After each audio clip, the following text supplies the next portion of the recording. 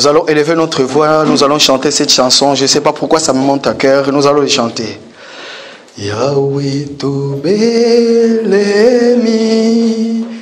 pimeni na yoe, yamama sanzoli, tobonzeli yoe, bomon tobesa na yoe, mitse maposa na yoe, Yahweh, Yahweh, kumama,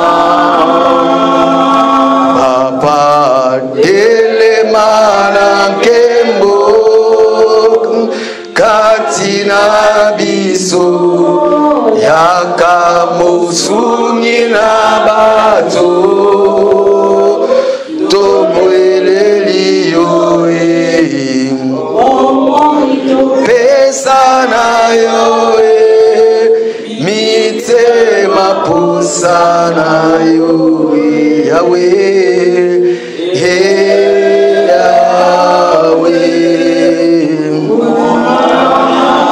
Élève ta voix là où tu es, dis Seigneur, loin que j'étais, mais aujourd'hui tu m'as appelé, tu m'as donné ta main, tu as voulu que nous puissions marcher, bras dessus, bras dessous.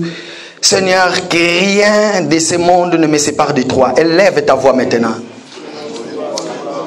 Seigneur, tu es notre Dieu. Loin que nous étions, des païens que nous étions, nous ne te connaissions pas, Seigneur. Nous étions ignorants, nous marchions dans nos chemins, dispersés. Mais toi, tu nous as fait grâce, Jésus. Tu nous as appelés, Yahweh. Et tu marches avec nous, bras dessus, bras dessous, Seigneur, parce que tu es notre Dieu. Il n'y a que toi, Seigneur. Il n'y a que toi. Il n'y a que toi, Jésus. Il n'y a que toi. Il n'y a que toi, Jésus. Conduis-nous. Conduis-nous. Conduis-nous.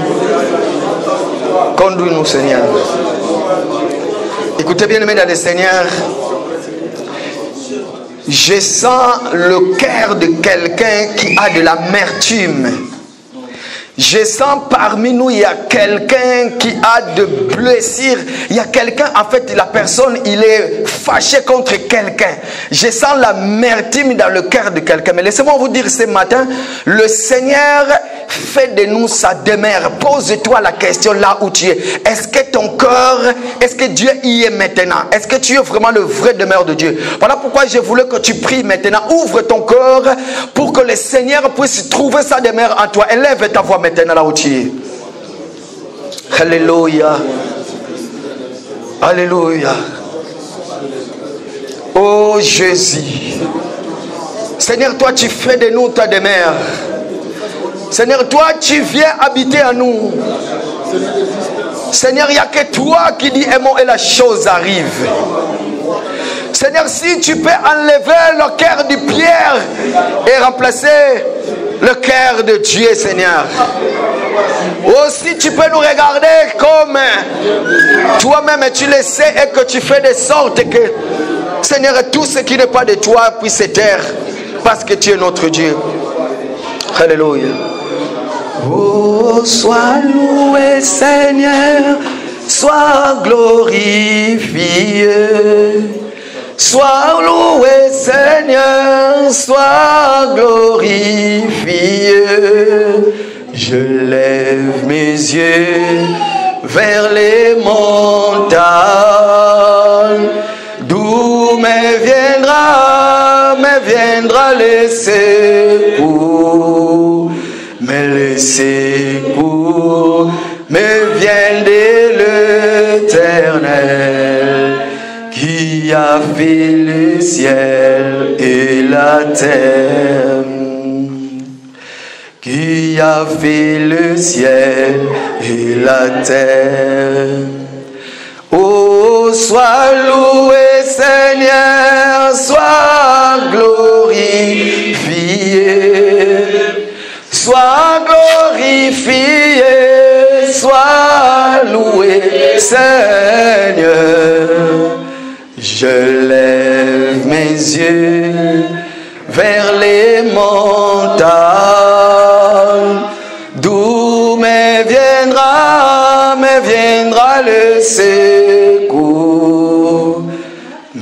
Le secours me vient de l'Éternel qui a fait le ciel. Écoutez bien aimé, je sens qu'il y a quelqu'un qui a des soucis, il y a quelqu'un qui se dit jusqu'à quand ça va durer? Jusqu'à quand? Il y a quelqu'un qui est en train de pleurer, il a les larmes qui coulent dans ses yeux, tristesse depuis ce matin. Écoutez, laisse-moi te dire que le Seigneur que nous prions, la Bible dit que dans leur malheur, il cria à l'Éternel et l'Éternel envoya sa parole. Parle à Dieu maintenant, dis Seigneur, est-ce que tel que tu veux que je sois? Est-ce que tu veux que je puisse continuer toujours à pleurer? Jusqu'à quand, Seigneur, tu essuieras le larme de mes yeux qui ne cesse d'écouler dans ma vie de tous les jours? Élève ta voix, prie maintenant.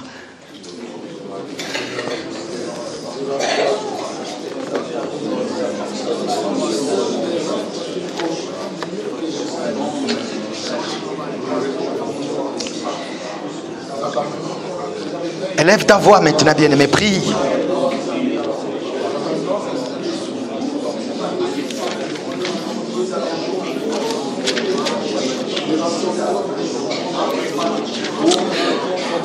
Alléluia. Écoutez bien aimé, la Bible nous dit, l'Éternel parla et dit, quand l'Éternel approuve la voix d'un homme, à la place de l'homme, tu peux mettre aussi une femme ou un enfant de Dieu. Quand l'Éternel approuve la voix d'un homme, il dispose favorablement à son égard, même ses disciples. Mais laissez-moi te dire que les problèmes de ta vie, les soucis de ta vie ne seront qu'une histoire que tu vas raconter. Pourquoi? Parce que le Seigneur qui t'a créé, il veut tout simplement marcher avec toi, faire à toi avec toi le même chemin. Voilà pourquoi il est venu dans ta vie. Tout ce que toi tu vas faire, tu dis Seigneur, merci, merci pour ta parole. Au nom puissant de Jésus. Amen. Voilà, est-ce qu'on peut acclamer pour la gloire de Dieu? Merci Seigneur. Voilà. Je vous aime tellement. Je suis dans la joie quand je vous vois. Que le Seigneur vous bénisse. Alléluia. Que le Seigneur vous bénisse. Merci maman pour le sourire. Que le Seigneur vous bénisse. Amen. Voilà. En fait, depuis le dimanche de la semaine passée, que j'ai commencé de ces termes. Le thème que je suis en train d'exploiter, comme je l'avais dit le dimanche dernier, j'avais dit, excusez-moi parce que je vais me répéter. Hein. Je vais me répéter. Alors, vous allez comprendre une chose. Vous allez comprendre une chose. Nous disons que Dieu parle tantôt d'une manière ou d'une autre. Il y a de cela 4 ans passés que j'ai préparé ces messages. Je me souviens, j'étais en train de dire, si vous allez sur YouTube, à l'époque, nous avons eu déjà cette salle. Nous préparions déjà pour venir commencer notre réunion, première réunion de prière. Alors, il y a un de notre bien-aimé qui n'est pas là, le frère Gloire Batika David, qui m'a invité chez lui. Nous avons fait une émission. Et lorsque nous avons fait une émission, j'ai parlé de ce thème. Et chose étonnante, pendant que j'étais en train de prier, normalement, j'étais en train de parler avec des bien-aimés, entre autres le frère Bayama.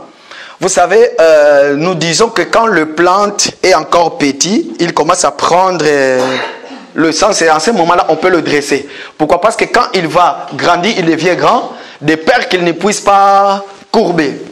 Alors, tellement que nous avons compris qu'il y a beaucoup de choses qui se passent dans l'assemblée, j'étais en train de parler avec le frère Bayama, nous nous sommes dit, mais pourquoi pas mettre encore des balisades? Pourquoi pas baliser la doctrine? Pourquoi pas parler de la doctrine? Pourquoi? Parce que parmi nous, peut-être qu'il y en a beaucoup qui viennent à l'assemblée qui ne comprennent pas pourquoi vous portez des foulards.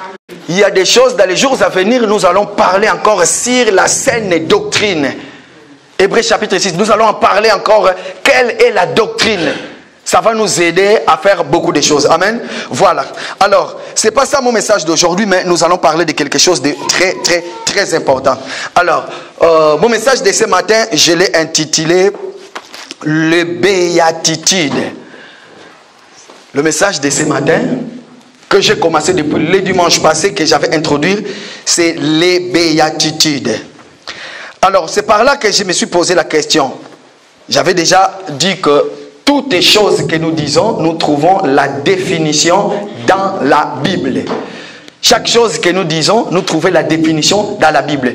Mais par contre, si tu vas dans le dictionnaire, tu verras peut-être le contraire du sens du mot. Le mot ne prend pas vraiment le sens, mais le Seigneur, lui, du moins, chaque chose qu'il a dit dans la Bible a une explication. Vous savez, nous n'avons pas 2 évangiles, nous n'avons pas 3 évangiles, nous avons que la Bible qui est la parole du Seigneur. Mais le Seigneur nous a fait grâce. Le Seigneur nous a fait grâce. Surtout ne tombez pas dans ces pièges-là. Un bon jour, vous allez rencontrer un bon musulman qui va vous poser la question en disant de quelle Bible vous croyez. Parce qu'il va vous présenter beaucoup de versions. Il va vous dire, écoutez, dans la Bible, il y a plein de versions. Il y a McCarthy, il y a Louis II, il y a Maccabée, il y a toutes sortes de versions. Et vous croyez lesquelles? Pourquoi? Parce que ce n'est pas pareil. Ce que lui, il dit là-bas, de l'autre côté, lui, il ne dit pas ça. Mais sachez-le une chose, la Bible, c'est la parole de Dieu. Alors, tellement que la Bible est la parole de Dieu, Dieu a fait grâce aux hommes qui ont traduit la Bible. Et dans la traduction de la Bible, il y a des gens qui, vous allez voir, il y a Louis II, il a sa façon de présenter les choses. McCarthy aussi, il a sa façon de présenter les choses. Le Semer aussi, il a sa façon de présenter les choses. Tout c'est la même Bible. Il n'y a pas la différence là. Il n'y a que la différence des Écritures. Là où l'autre il dit autre chose. Venez à moi vous tous qui êtes fatigués et chargés. Vous verrez. L'autre il dit vous tous qui êtes fatigués et chargés, je vous donne de la paix. Donc sachez-le que ce n'est pas qu'il y a 2 Bibles ou 3 Bibles ou 4 Bibles. C'est quoi le vrai Bible? Non, tout c'est la parole de Dieu. Amen. Tout c'est la parole de Dieu. Vous allez remarquer une chose. Le thème que je suis en train d'exploiter, l'explication de la Bible. Voilà pourquoi, pour nous les prédicateurs, nous avons besoin très bien d'avoir beaucoup de versions de la Bible. C'est quelque chose de très important. Quand tu prépares ton message, pourquoi? Parce que le même message, de ce côté-là, tu peux le lire comme ça, mais de l'autre côté, dans une autre version, on l'explique. Tout le monde se complète. En fait, toutes les traductions de la Bible, c'est complète. Amen. Toutes les traductions de la Bible, c'est complète. Il n'y en a pas un qui est plus. C'est comme nous ne pouvons pas dire aujourd'hui que l'évangile de Matthieu, c'est plus que Luc. Ou Luc, c'est plus que Jean. Ou Jean, c'est plus que Marc. Non, les 4 évangiles sont pareils, parlent de Dieu. Mais chacun a sa façon de présenter les choses. Souvenez-vous, devant le trône, nous avons 4... Non, je ne vais pas entrer là-bas, sinon je vais ouvrir encore une autre parenthèse. Mais tout simplement, je veux dire que la parole, il n'y a pas 2 paroles, 3 paroles. Nous avons que la Bible, qui est les Saintes Écritures, c'est une lettre d'amour du Père à ses enfants. Amen. Voilà. Alors, c'est quoi la béatitude? Le béatitude, hein, au pluriel, le béatitude. Nous allons lire tout à l'heure, vous allez comprendre. Le Seigneur, je parle bien du Seigneur Jésus, lorsqu'il commence sa mission, la première des choses, il va appeler ses disciples. Les disciples vont venir auprès de lui. Maintenant, quand il va prendre la parole, première parole qui va sortir de sa bouche, c'est ça que nous appelons la béatitude. Le Seigneur va citer un mot qu'on appelle heureux. Pendant 9 fois, il va les citer. 9 fois. Mais ce qui a attiré mon attention, comprenez une chose, je me suis dit que c'est quoi la béatitude en fait? Pourquoi la béatitude? Alors la béatitude, comme je l'avais dit le dimanche dernier, ce n'est que la félicité dont jouissent les élus dans le ciel. Comprenez-le que j'avais dit que c'est la félicité dont les élus jouissent dans les cieux. Donc c'est pour là que nous allons comprendre que le Seigneur, sa première parole n'était pas pour amener les gens ici sur terre, mais c'était déjà pour faire tourner le regard vers le ciel. Le Seigneur va prendre la parole, il va commencer son enseignement, c'est par là qu'il va le prononcer. Alors pourquoi le Seigneur l'avait prononcé? Nous allons lire Matthieu chapitre 5. Matthieu chapitre 5, à partir du 1er jusqu'au 6e verset, c'est là où nous allons nous arrêter aujourd'hui. Et puis nous allons lire encore Luc chapitre 6, verset 20 à 21, s'il vous plaît. Matthieu 5, verset 1 à 6. Voyant la foule, Jésus monta sur la montagne Et après qu'il se fut assis, ses disciples s'approchèrent de lui. Puis, ayant ouvert la bouche, il les enseigna et dit, « Heureux les pauvres en esprit, car le royaume des cieux est à eux. Heureux les affligés, car ils seront consolés. Heureux les débonneurs, car ils hériteront la terre. Heureux ceux qui ont faim et soif de la justice, car ils seront rassasiés. » Luc chapitre 6, verset 20 à 21. Luc 6, 20 à 21. Alors Jésus, levant les yeux sur ses disciples, et dit, « Heureux vous qui êtes pauvres, car le royaume de Dieu est à vous. Heureux vous qui avez faim, maintenant, car vous serez rassasiés. Heureux vous qui pleurez maintenant, car vous serez dans la joie. » Parole du Seigneur. Voilà, bien aimé dans le Seigneur, vous allez comprendre. Le Seigneur va prendre la parole. Comprenant les disciples, en fait, la Bible nous dit, Jésus va voir, il y a la foule qui est à côté de lui. Qu'est-ce que le Seigneur va faire? Le Seigneur va se retirer, il va monter dans les hauteurs, il va monter dans les montagnes et il va prendre la parole, il va commencer à expliquer le béatitude. Ces mots heureux veut tout simplement dire que bienheureuse. Le Seigneur va faire de sorte que l'ensemble, le peuple qui lui suivait en ce moment-là, connaissant leur tristesse, il voit la disposition de leur cœur. Et le Seigneur va dire que ce peuple a besoin de quelque chose. Alors, c'était le dimanche passé que j'avais expliqué, j'avais expliqué la définition de lorsque le Seigneur dit « Heureux les pauvres en esprit, car le royaume des cieux est en eux ». Vous savez, lorsque j'étais en train de méditer encore là-dessus, je me suis dit que il y a presque, si vous regardez bien, que ce soit les enseignements que nous donnons ou les vidéos, vous allez remarquer une chose. Tous ces versets-là, dont, excusez-moi pour le mot, la Bible les appelle les loups ravisseurs, qui viennent nous tromper. Les gens vont venir te dire, heureux les pauvres en esprit. Pourquoi? Parce que si tu es pauvre, tu prends tout ce que tu as, tu me donnes. En ce moment-là, les royaumes des cieux, c'est pour toi. Si vous regardez bien, tous ces mots-là, nous les avons déjà prêchés. Nous expliquons à l'ensemble de Dieu que l'air est grave.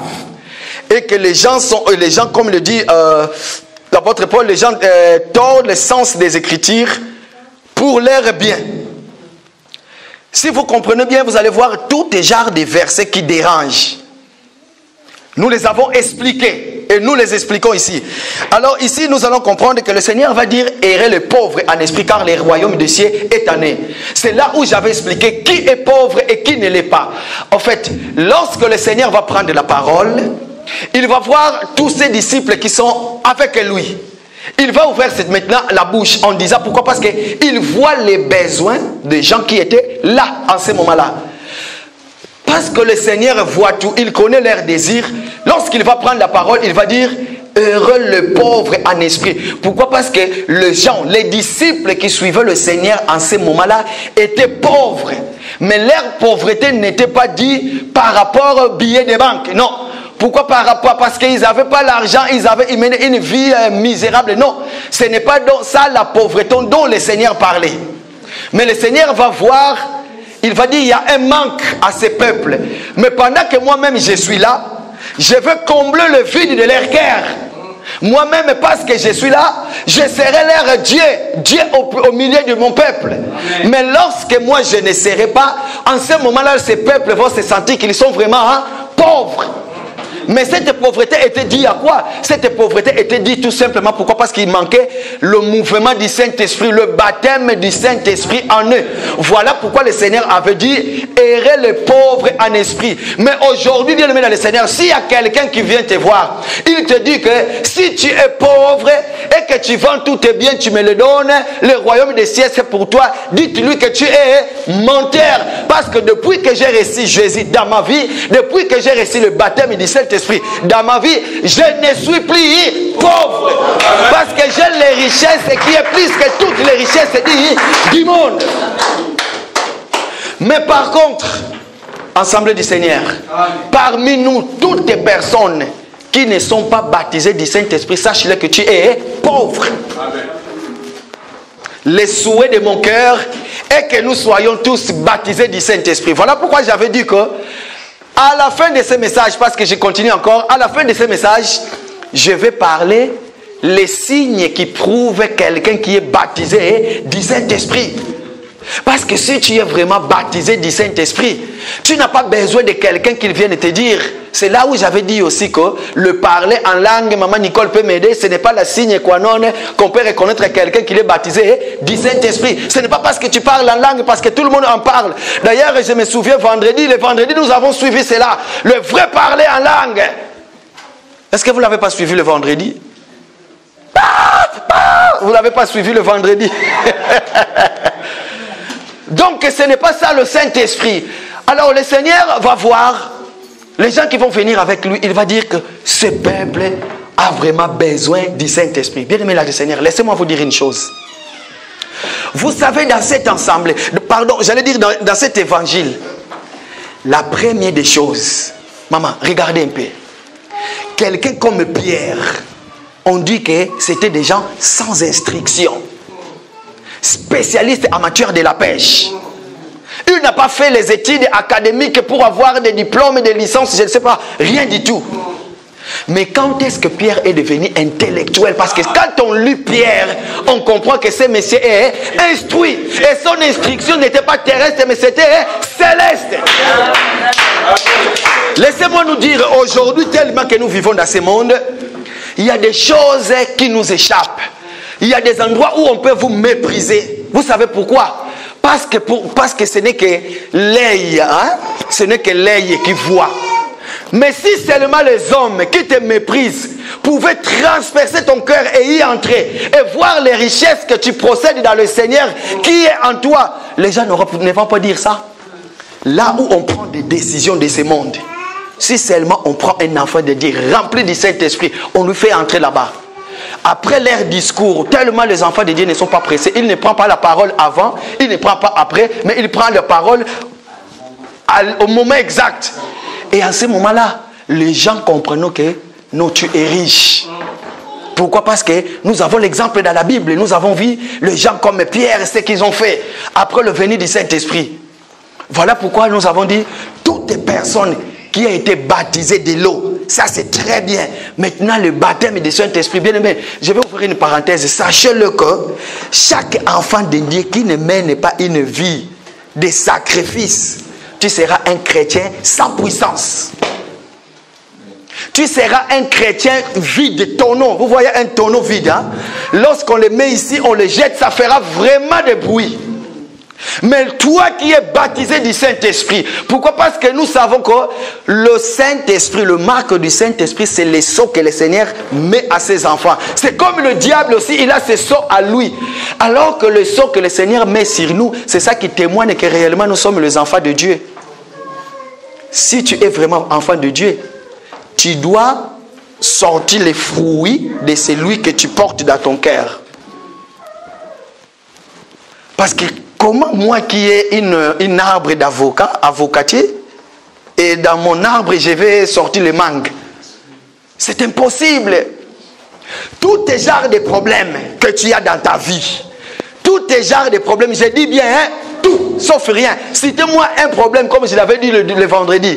Est-ce qu'il y a-t-il un problème dans ta vie et que toi tu es la première personne que ce problème-là est arrivé à toi et qu'il n'y a personne d'autre et que ce problème-là nous n'avons jamais vu dans le monde? Citez-moi un problème qui t'arrive dans ta vie et que tu es la première personne, le prémisse de cette personne-là au monde. Et à part toi, ça n'a jamais existé dans le monde. Et que le Seigneur n'a jamais donné la solution à ce problème-là. Mais par contre, si ton problème à toi, il y a déjà une ou deux ou trois personnes l'ont déjà vécu et que le Seigneur les a délivrés, sachez-le que toi aussi, advienne que pourra tu seras délivré. Amen. Dieu merci, il y a quelqu'un dans la salle qui est en train de me souffler. Je le sens dans mon cœur, hein? Quelqu'un dans la salle qui est en train de me souffler en disant que sous le soleil, il n'y a rien de nouveau. Chaque chose ici sur terre a déjà été vécu. Nous les avons déjà vus. Est-ce que c'est la maladie? Rien. Est-ce que c'est la pauvreté? Rien. Mais bien aimé dans le Seigneur, laissez-moi vous dire une chose. Tellement vous êtes belle, vous êtes beau. et que votre beauté se repose dans cet évangile, sachez-le que je vais vous dire une chose. Peut-être ça va m'achoquer les uns, mais pour nous, ça ne va pas nous m'achoquer. Vous savez, le Seigneur, je l'ai déjà dit une fois, le Seigneur peut permettre que ton problème là qui te dérange, ça dure. Et que ce problème-là ne finit pas jusqu'à ce que tu meurs. Mais sache-le que cela ne veut pas tout simplement dire que le Seigneur ne te connaît pas. Cela ne veut pas tout simplement dire que le Seigneur ne t'aime pas. Mais si le Seigneur a laissé ce problème-là persister dans ta vie, tu sais pourquoi? Parce qu'il t'aime bien. Amen. Parce qu'il a dit que si j'ôte ces problèmes auprès de toi, qu'allais-tu devenir? Par contre, c'est ces problèmes-là qui t'a poussé vers moi. Amen. Un enfant de Dieu qui n'a pas de tentation dans sa vie, sache-le que pose-toi des questions. Est-ce que moi, je marche avec Dieu ou je ne marche pas avec lui? Mais je suis tout le temps dans l'assemblée. Je viens, je chante, je prie. Mais moi, je vis toujours erré. Mais écoutez un homme qui dit dans le livre des Psaumes, chapitre 93, il dit, chaque matin, quand je me lève, mon châtiment est là. Il est frappé chaque matin, mais il prie. Quand il y a le Covid qui prend les païens, lui aussi. La crise frappe les païens, lui aussi. Tous les genres de problèmes du monde, lui aussi. Mais c'est que j'aime bien. C'est que j'aime bien. Écoutez, il y a un verset dans la Bible, même si je ferme mes lèvres, même si. Écoutez ce que la Bible dit. Je suis dans le livre des Psaumes, chapitre 1er. Écoutez, même frère, tu peux le citer. La Bible dit, errez l'homme qui ne marche pas selon les conseils des méchants, qui ne s'assied pas en compagnie des, qui ne s'arrête pas sur la voie des, mais qui trouve son plaisir dans la loi des, et qui le médite jour et il est comme un arbre planté près d'un courant, dont le feuillage ne se flétrit, tout ce qu'il fait lui. Est-ce qu'on peut acclamer pour la gloire de Dieu?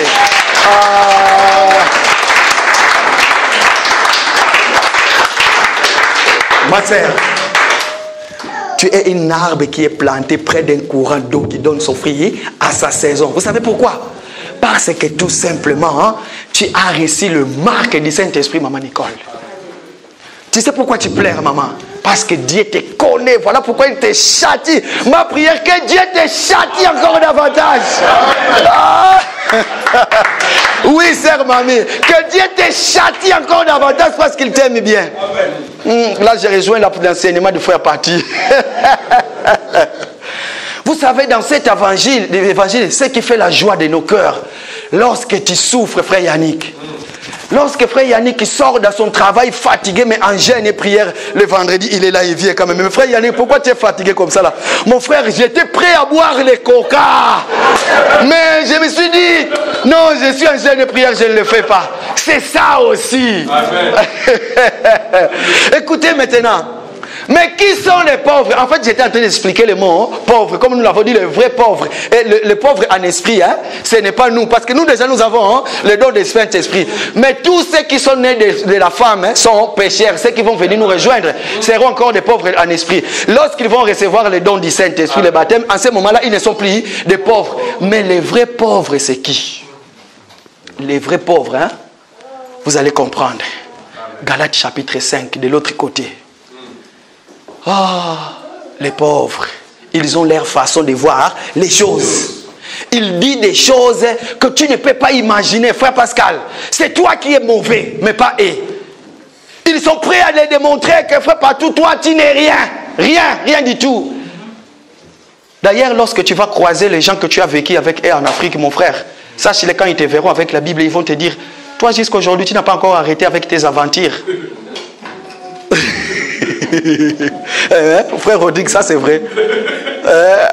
Maman Nicole, moi ça m'est déjà arrivé avec la Bible. Mais toi jusqu'à aujourd'hui, tu n'as pas encore arrêté les aventures. Mais la personne, ça fait longtemps que tu ne le vois plus. Mais il a toujours le regard, cet regard-là. Écoutez, vendredi, j'étais en train de parler avec une sœur qui était là. Elle n'est pas là aujourd'hui. J'ai dit à cette sœur-là, vous savez, nous avons notre frère. La Bible qu'il appelle encore jusqu'aujourd'hui voleur. Mais cette personne-là, c'est notre frère, il n'est plus voleur. Pourquoi? Parce que le Seigneur a changé son statut sur la croix. Il était crucifié comme voleur, mais il était descendu, il avait quitté son corps sur la croix en tant que saint. La Bible dit que tous ceux qui ont enseigné dans le Seigneur sont devenus une nouvelle. Et les choses anciennes sont fait quoi? que cet verset de la Bible accomplisse sa parole dans sa vie, dans ta vie. Écoutez maintenant. Oh, j'aime bien cet évangile.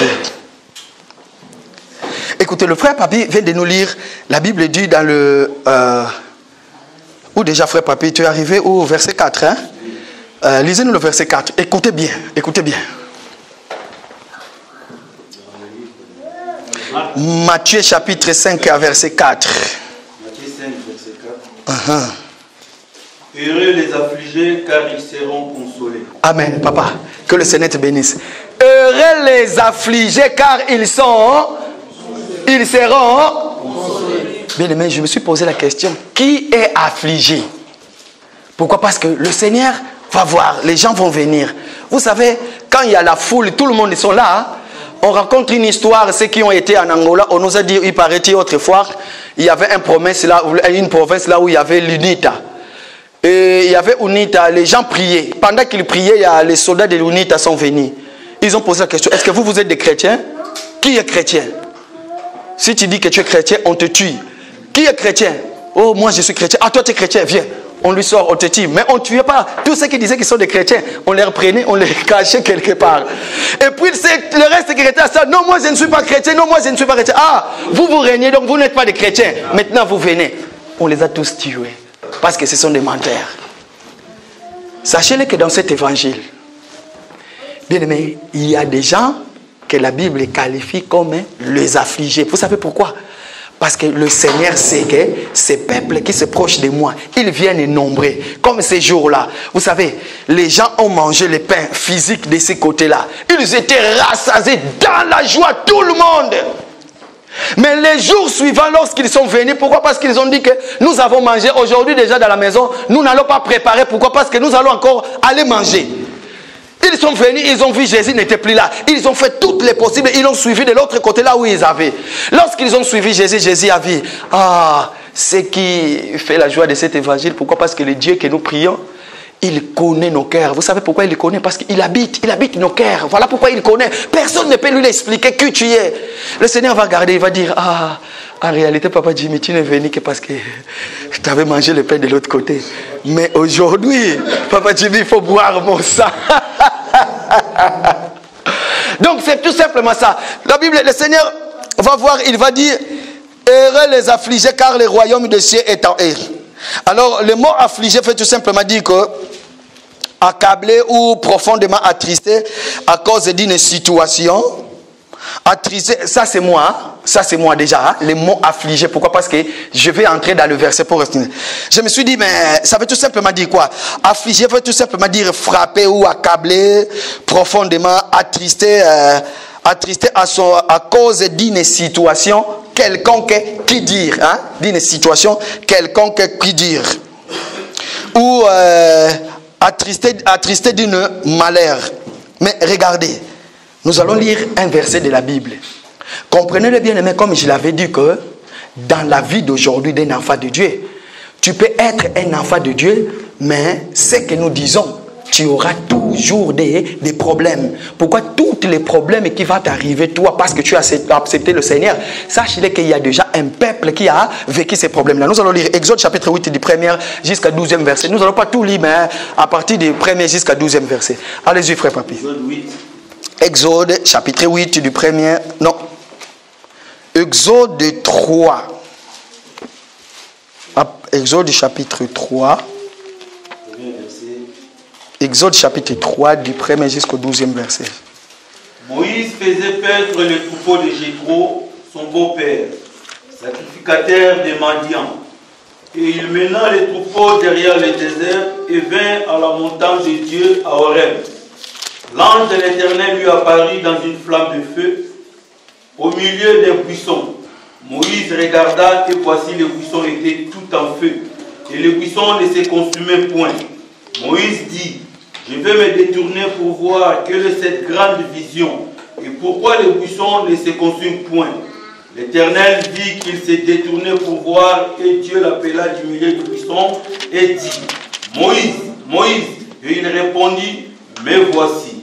Dieu dit, n'approche pas d'ici, ôte tes souliers de tes pieds, car le lieu sur lequel tu te tiens est une terre sainte.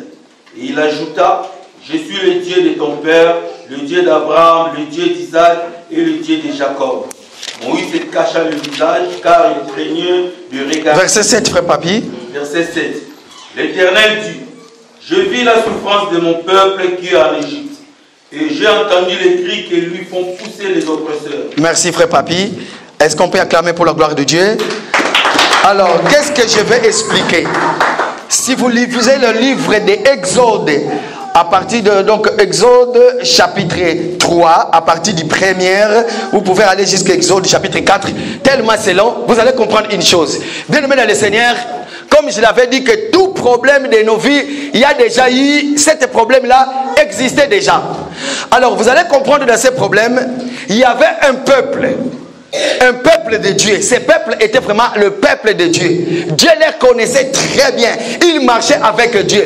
Mais tellement que le Seigneur fait des choses à sa façon, ce peuple était en captivité autrefois en Égypte. Vous savez ce qui est arrivé en Égypte. Vous êtes des lecteurs de la Bible. Pour ceux qui ne sont pas des lecteurs de la Bible, même ceux qui nous suivent sur l'internet, doivent savoir, si vous voulez comprendre bien l'histoire, vous pouvez commencer à partir de l'Exode chapitre 2. C'est là où on en parle. Toutes sortes de souffrances donc le peuple d'Israël ont vécu en Égypte. Vous allez comprendre, ces peuples ont eu des pleurs, des cris, beaucoup de choses leur avaient arrivé. Pourquoi? Parce que tout simplement ce peuple attendait la consolation. Cette consolation ne venait pas. Il y avait l'opprobre qui était roulé au-dessus de leur tête. Cet opprobre-là, tout simplement parce que le peuple était affligé.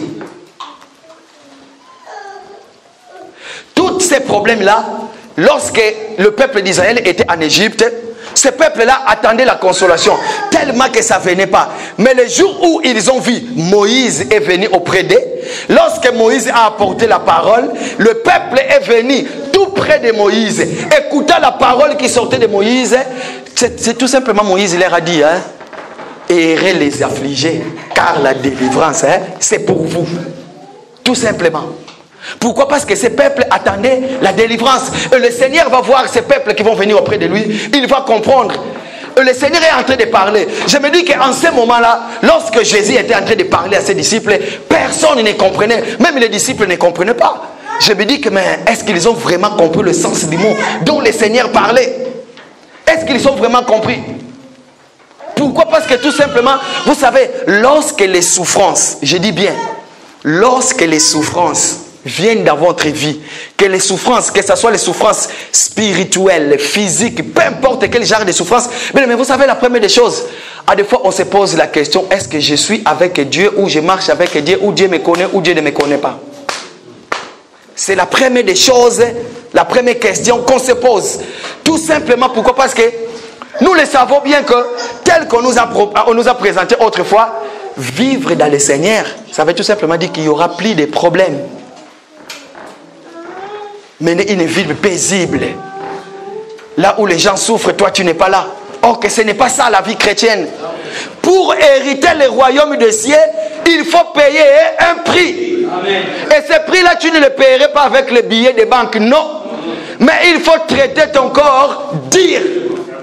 Amen. Regardez ce qui va arriver. Le Seigneur va voir son peuple qui est en train de pleurer beaucoup de choses.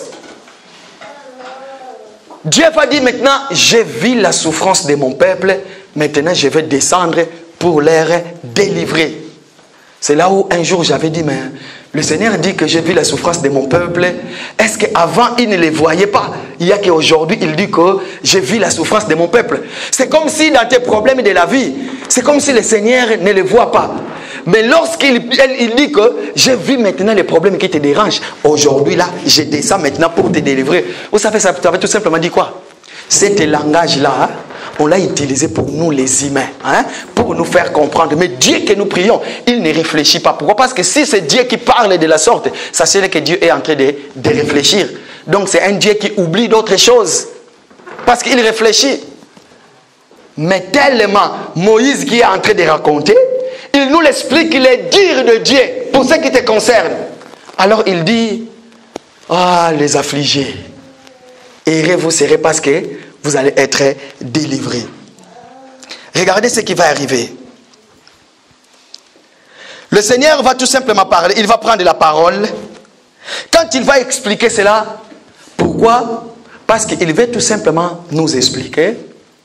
Dans cette vie, la première des choses, il dit, errez les pauvres en esprit. Pourquoi? Parce que vous manquez le don du Saint-Esprit. Mais lorsque vous aurez le don du Saint-Esprit, vous aurez des problèmes. Nous allons lire. Nous allons lire Jean chapitre 16, verset 33. Écoutez ce qu'il dit. Ce sont les mêmes choses que le peuple d'Israël aussi ont vécu. Allez-y, papa. Jean 16, verset 33. Je vous ai dit ces choses afin que vous ayez la paix en moi. Vous aurez des tribulations dans le monde, mais prenez courage, j'ai vaincu le monde. Vous les affligez. La Bible dit que vous aurez des tribulations et des tribulations dans le monde, mais prenez courage car moi, j'ai vaincu le monde. Voilà pourquoi j'avais dit, est-ce qu'il y a-t-il des problèmes qui nous arrivent dans la vie et que le Seigneur ne connaît pas et que le Seigneur peut nous laisser comme ça là? Rien. Mais par contre, dans cette vie que nous vivons, dans cette vie que nous menons, sachez-le que bien aimé dans le Seigneur, il viendra des moments où dans ta vie, tu seras dans le plaire, tu vas plairer. Il y aura des situations qui vont s'accumuler dans ta vie. Il y aura des problèmes, beaucoup de trucs qui viendront dans ta vie. Mais le Seigneur te dit que toutes ces choses que tu vois, que ce soit aujourd'hui, toi, un enfant de Dieu qui est baptisé du Saint-Esprit, qui n'est plus pauvre en esprit, sachez-le que le Seigneur te connaît très bien. Mais ce que j'aime à ce Dieu, vous savez, c'est comme si Dieu, c'est comme si un papa ou une maman qui a ses enfants à la maison et qu'il voit que son fils ou sa fille n'a pas encore l'âge d'avoir un permis de conduire. Mais s'il donne le permis de conduire à son fils ou sa fille qui n'a pas encore l'âge, qu'est-ce qui va arriver à la personne? Ça veut tout simplement dire que tu as proclamé le suicide de ton fils ou de ta fille. Pourquoi? Parce que tout simplement, tel que tu es là, tu n'as pas encore l'âge. La maturité chrétienne fait de sorte que, à des fois, les promesses de ta vie tardent. Tu sais pourquoi? Parce que tout simplement, et que tu n'es pas encore mature.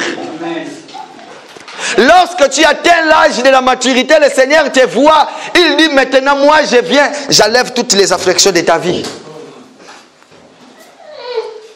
Bien-aimé dans le Seigneur, si je suis venu nous parler aujourd'hui, moi-même je me mets là-dedans, tout simplement parce que je vais dire une chose. Bien heureuse que vous êtes, heureux le peuple dont l'Éternel lui-même il a acquis par son sang, et que Dieu vous connaît, peu importe ce qui peut arriver dans votre vie. Sachez-le que nous avons notre héritage, et cet héritage-là, j'avais dit à quelqu'un, c'était le vendredi, mais vous le connaissez déjà. Pourquoi Pierre avait parlé au Seigneur en disant, nous avons tout abandonné pour te suivre. Et quelle sera notre récompense? Alors que notre récompense, nous, l'Église du Seigneur, dans les siècles présents, nous pouvons avoir des voitures, des maisons. Ça, ce n'est que des choses passagères. Pour les avoir, la Bible nous recommande d'aller travailler. Allez-y, travailler, tu les auras. Mais le Seigneur, tellement qu'il nous aime bien, tellement il t'aime bien, Maman Nicole, Papa Géry, tellement, Maman Solange, le Seigneur t'aime bien. Dans le siècle présent, ma sœur, le Seigneur nous donne les dons du Saint-Esprit. C'est ça que nous allons vivre avec jusqu'au jour de l'enlèvement. Et dans les siècles à venir, nous allons vivre avec lui. Nous le verrons tel qu'il est. Et à ce moment-là, toutes les souffrances de notre vie prendront fin. Pourquoi? Parce que nous sommes à lui et qu'il est en nous. Si je suis venu vous dire, dans les jours à venir, je continue toujours. Chaque dimanche, je vais toucher un point. Je vais tout simplement dire que je vais rappeler à qui que ce soit. C'est quoi ton état? Est-ce que tu es vraiment un enfant de Dieu? Est-ce que tu es vraiment un chrétien? Pas un, excusez-moi pour le mot. Non, je ne vais pas le dire. J'allais dire chrétien. Non, mais un chrétien, un vrai chrétien. Parce qu'aujourd'hui, laissez-moi nous dire, tous, nous sommes des vierges sages. Si je pose la question, ce que je ne ferai pas, personne ne va dire que je suis folle. Un jour, un homme était en train de prêcher ici, il est dans la salle, il va se reconnaître, il dit, si seulement le Seigneur pouvait nous faire grâce avant l'enlèvement, s'il y avait ce système-là, à chaque fois, il faut que le Seigneur puisse faire de sorte que tous ceux qui sont dans le Seigneur, comme une petite enlèvement, que tu montes vraiment, que tu vois, ah, moi j'ai monté un peu, donc je suis dans le Seigneur. Et tous ceux qui restent collés, ça veut dire que tu n'es pas dans le Seigneur. Mais le Seigneur a une façon qu'il montre à ses enfants aussi que c'est vrai que tu es vraiment dans le Seigneur. Sachez une chose, si il y a des choses qui t'arrivent dans la vie et que tu es déconcentré, sachez-le en ce moment-là que peut-être que le Seigneur te regarde. Il dit, ma sœur Véro, je te connais tellement, je connais même le nombre de tes cheveux. Mais je te dis, heureux l'homme qui ne marche pas selon le conseil de méchants. Voilà pourquoi il dit, heureux les pauvres en esprit, car le royaume de cieux est en eux.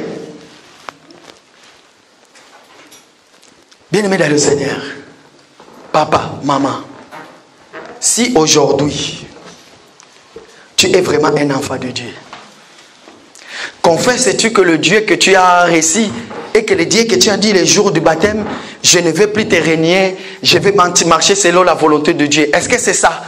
Est-ce que c'est ça la vérité? Je ne vais pas aller loin. Nous allons nous lever. Lève-toi là où tu es maintenant.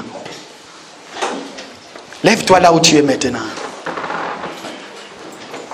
Le Seigneur te dit, vous aurez des tribulations et des tribulations, mais prenez courage dans toutes choses, car moi j'ai vaincu le monde. Mais regarde ce qui t'arrive. Regarde ce qui t'arrive à toi. Chaque jour, je pleure, chaque jour j'ai des problèmes. Nyoso ponayo, nyoso ponayo, lelo na pesi elaka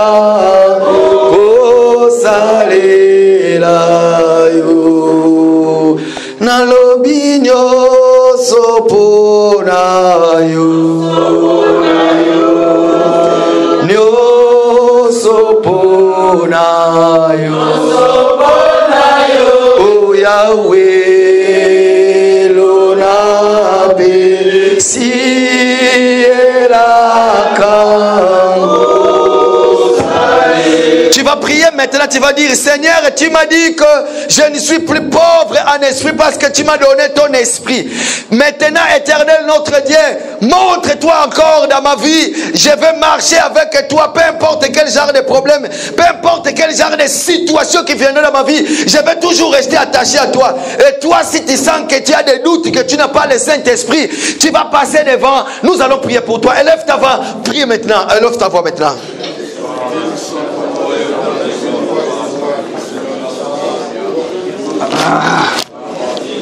Oh Jésus. Oh Yahweh.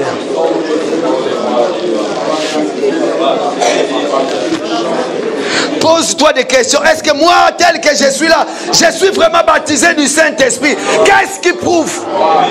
Est-ce que je suis toujours pauvre en esprit? Mais pourtant le Seigneur dit, heureux l'homme qui ne marche pas selon le conseil des méchants. Je suis aussi celui qui ne marche pas selon les méchants. Je fuis le péché. Hey Yahweh. Hey Jésus. Oh Yahweh. Oh Jésus. Jésus. Écoutez bien, dans le Seigneur, tout celui qui veut, comme je l'avais dit le vendredi, nous allons prier pour tout celui qui a des problèmes. J'appelle aussi Maman Nicole de passer devant et tout le monde, si tu sens que vraiment tu as besoin qu'on puisse te soutenir dans la prière, tu vas passer devant. Oui, prends tout, Seigneur. Oui, prends tout, Seigneur.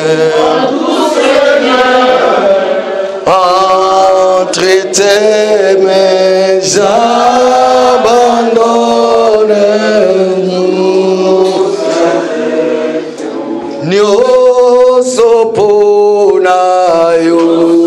Peu importe quel genre de problème que tu as, pas Stéphane.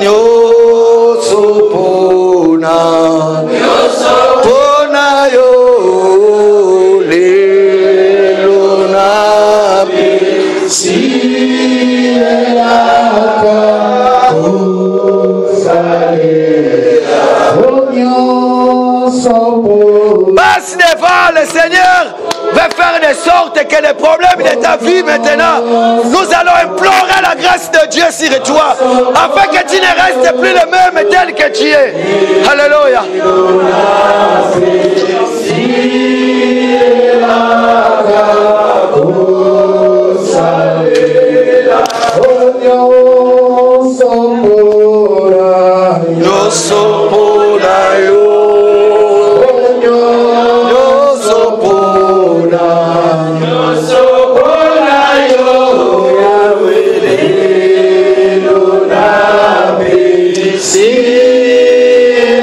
Éternel notre Dieu, Papa, je viens maintenant te présenter ma sœur Yahweh. Seigneur.